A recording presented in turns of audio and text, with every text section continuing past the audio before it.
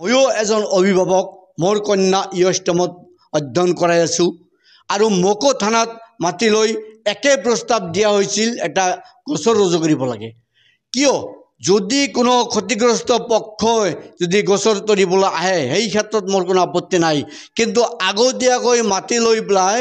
গছৰ এটা দিব লাগে বুলি কোৱাটো ই অত্যন্ত উদ্বেগজনক ইয়াত গভীৰ ষড়যন্ত্ৰ লুকাই থকা বুলি আমি সন্দেহ কৰিব পাৰোঁ আৰু ঢেকীয়াজুলি অভিভাৱকে যি কৈছে যে তেওঁ নাজানে তেওঁ কোনো ধৰণৰ গছৰ দিয়া নাই বা গছৰ ৰুজু কৰিবলৈ কোৱা নাই তেওঁক এটা অন্য এটা কথাৰে তেওঁৰ চহী লোৱা হৈছিল ই অত্যন্ত গৰ্হিত আৰু এনেকুৱা ধৰণৰ গৰ্হিত কামৰ পৰা অসম আৰক্ষীক আঁতৰি থাকিবলৈ মই আহ্বান জনাম আৰু অসম চৰকাৰক মই আহ্বান জনাওঁ যে সম্পূৰ্ণ বিষয়টো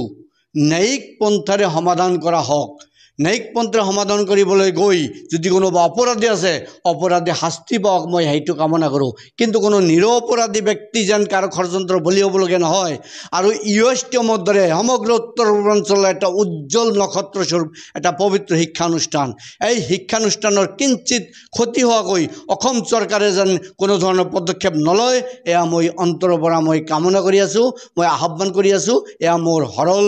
আবেদন।